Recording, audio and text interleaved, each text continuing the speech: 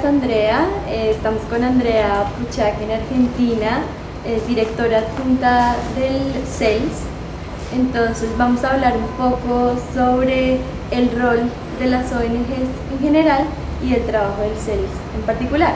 Entonces la primera pregunta que tengo para ti es la siguiente. Muchas veces los gobiernos de los países de la región tienen una percepción muchas veces no muy favorable de las ONGs, o también algunas veces utilizan el trabajo de las ONGs para sus propios fines, por ejemplo para rendir cuentas ante organismos internacionales o situaciones por el estilo. Entonces la pregunta es, ¿cuál es el rol de una ONG en cuanto a la relación con el gobierno? Yo te puedo contestar cuál es la percepción desde el lado de las ONGs, o por lo menos desde el CELS. No me puedo meter en la cabeza de los estados por qué hacen esto. En el caso del CELS, el CELS tiene una relación especial con el Estado argentino, entiende que hay un tipo de relación que se debe tener con los estados dictatoriales y un tipo de relación que se tiene que tener con los estados democráticos, aún aquellos que violan derechos humanos. Con los estados dictatoriales, esto es, los gobiernos que irrumpen el poder por la fuerza, no se dialoga, no se negocia, se denuncia a esos estados y la vereda es exactamente la opuesta. En cambio, con los estados y los gobiernos democráticos, la relación es distinta, es una relación que considera que son los estados los que violan derechos humanos, pero también los estados los que promueven o que defienden los derechos humanos, los mejor capacitados para garantizarlos. Entonces la relación con el Estado no es de enfrentamiento, sino de denuncia en los casos de violaciones de derechos humanos y de articulación o de incidencia para promover políticas públicas respetuosas de derechos humanos.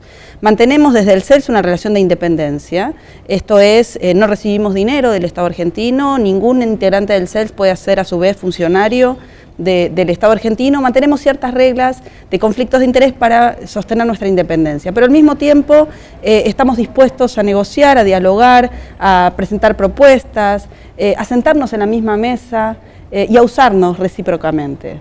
No puedo generalizarte qué piensan los estados, ni puedo generalizarte cuál es la situación de las ONGs o la percepción de las ONGs. Desde el CELS tenemos una clara diferenciación entre nuestra relación con los estados dictatoriales y con los estados democráticos. Muy bien.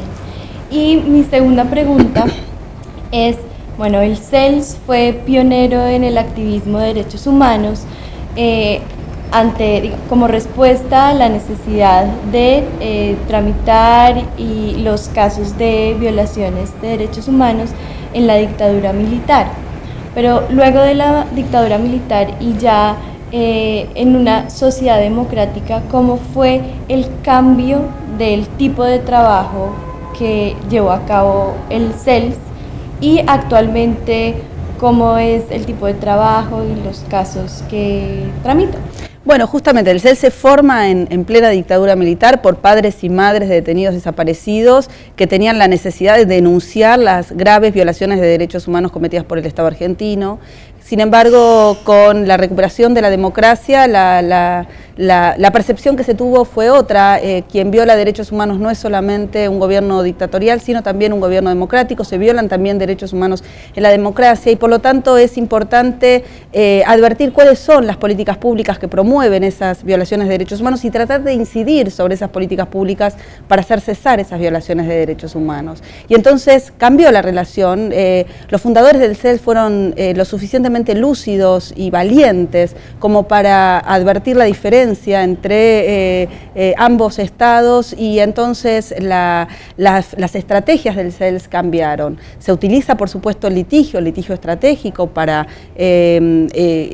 demostrar violaciones de derechos humanos, denunciarlas y tratar de revertirlas, se utiliza la investigación, se utiliza la incidencia, se utiliza la comunicación, hay una serie de estrategias que se articulan mutuamente, estrategias nacionales e internacionales, nacionales y locales, que se articulan justamente para intentar incidir en esas políticas públicas que violan derechos humanos, y a veces la relación con el Estado justamente es hacer propuestas para que el Estado se las apropie y mejorar la situación de la gente.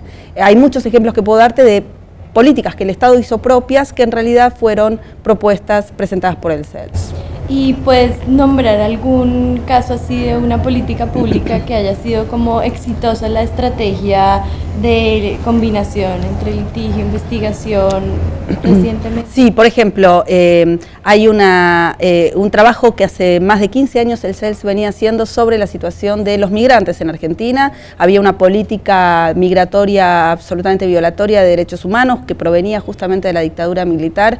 El CELS se involucró desde la recuperación de la democracia para intentar modificar esa ley nacional de migraciones que permitía una serie de atropellos, y entre las distintas estrategias que llevó adelante fue un caso paradigmático ante el Sistema Interamericano de Derechos Humanos, patrocinando a un inmigrante uruguayo, en este caso, que había vivido más de 20 años en Argentina y sin embargo fue expulsado de un día para el otro sin debidas garantías. Ese caso que llevamos ante el Sistema Interamericano, logramos iniciar un proceso de solución amistosa con el Estado argentino que promovió la reforma de la ley. El CELS fue parte también en la elaboración de esa reforma legal, y un reglamento adecuado a esa ley que fue aprobado por la presidenta hace apenas 2 semanas. Es un ejemplo absolutamente exitoso de cómo un trabajo sistemático de litigio, de denuncia, de investigación puede convertirse en un cambio sustancial de una política pública, y Argentina se convierte así incluso en un país modelo, ¿no?, a nivel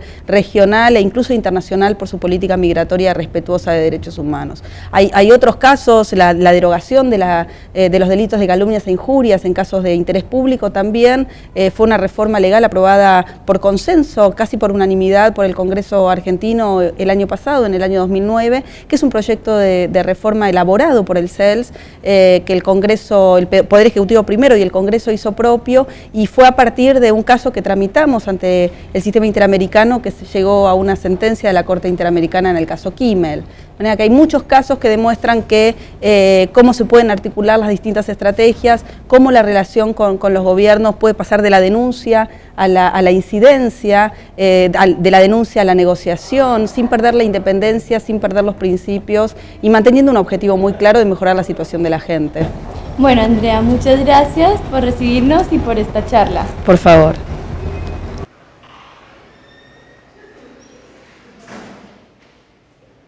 El trabajo en Naciones Unidas, aumentar no solo nuestro trabajo en relación con los órganos tratados, pero tener una participación mucho más activa en ciertas discusiones más políticas de derechos humanos que